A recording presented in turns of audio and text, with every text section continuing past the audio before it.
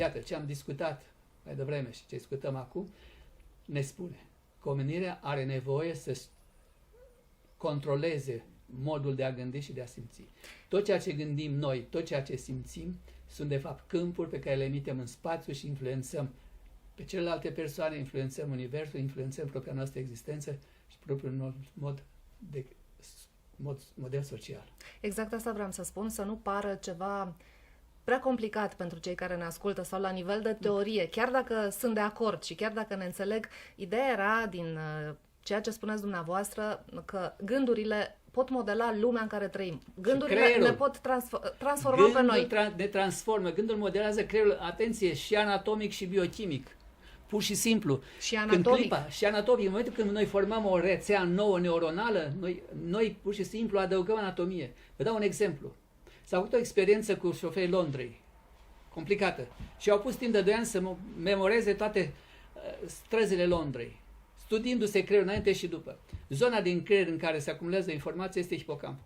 Ei, după 2 ani, când aceștia își însușiseră, deci învățaseră toate străzile Londrei, s-a constatat că o zonă din hipocamp, care era responsabilă de acumulare de memorie, era enorm de mult hipertrofiată. Crescuse pur și simplu. Este o modificare anatomică asta? Este. Este. Ceea ce este important, în funcție de ceea ce gândim prevalent, se formează creierul nostru și asta emitem. De aceea un copil care îl ții într-un mediu cât de cât controlat din punct de vedere al informației lui, înseamnă un creier bine modulat și dimpotrivă.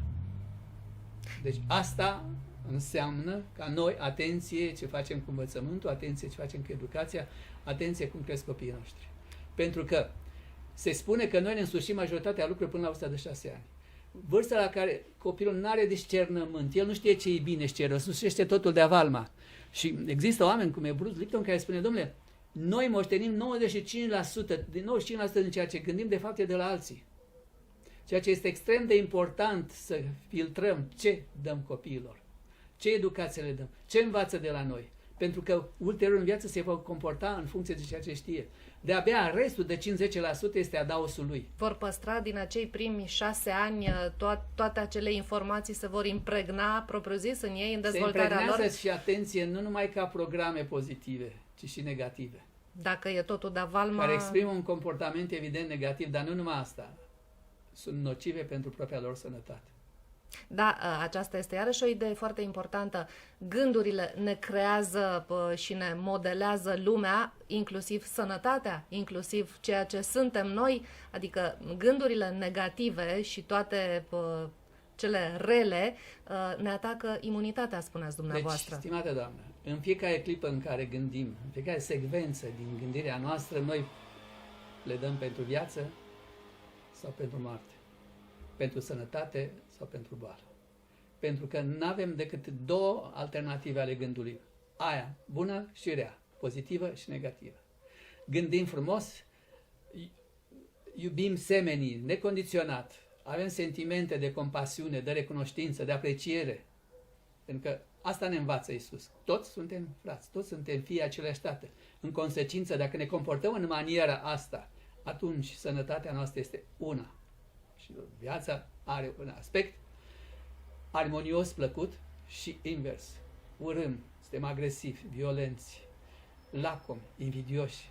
Atunci celulele noastre, deci gândurile noastre devin celule, devin noi, devin materie, devin corp. Lucrul ăsta nu s-a știut până acum. Asta e un lucru cu totul nou. Că ceea ce gândim se transformă în propria noastră substanță, ceea ce mi se pare fantastic. Păi dacă știi că propria ta substanță este rezultatul gândurilor tale, mai interesul să-ți gândești negativ, rău la adresa altora și la adresa ta însăți. Trebuie să înțelegi lucrurile acestea și să faci decantarea. Asta este extrem de important de știut pentru omenire. Asta este ceea ce ne frapează omenirea în clipa de față. Se vorbește despre puterea gândului, despre puterea minții, despre puterea creierului. Asta înseamnă puterea lor. Noi ne putem transforma, ne putem crea calități pe care nu le-am avut, însușiri pe care le-am avut. Putem să ne educăm sau dimpotrivă. Ne putem autovindeca. Noi avem în noi toate elementele de autovindecare. Atenție că toate aceste gânduri rele, am spus, afectează 3 structuri esențiale. Neuronul, ADN-ul, acidul dezosiribonucleic, care este suportul eredității noastre, și sistemul imunitar. Sistemul imunitar este cel care ne apără de boli. Noi, din cauza bolilor pe care le facem și afectăm toate cele 3 elemente, deci ne mor neuronii, blocăm sistemul imunitar, prin furie, prin mânie, se apreciază, s-a măsurat asta, că 5 minute de furie, de mânie ne blochează elementele sistemului imunitar care continuă, ne apără circulând prin sânge de microbi, de celulele moarte, etc. din noi, timp de câteva ore, aproape 5-6 ore. Doar 5 minute. Deci 5 minute. Deci 5 minute de furie înseamnă pur și simplu vulnerabilitatea mea timp de aproape 6 ore. Avem atunci noi interese să ne educăm în ceea ce gândim sau nu? Categoric. Aceasta este legea binelui de care vorbiți dumneavoastră? Absolut. Asta este legea Universului, că este legea creierului. Este ceea ce eu am numit un cod etic al creierului, care, spuneam, l-am descris în 2008, plecând de la ideea că în creier se prelucrează în arii diferite gândurile pozitive și gândurile negative. Că gândurile pozitive au un efect benefic, favorabil asupra sănătății, în timp ce gândurile negative au un efect nociv.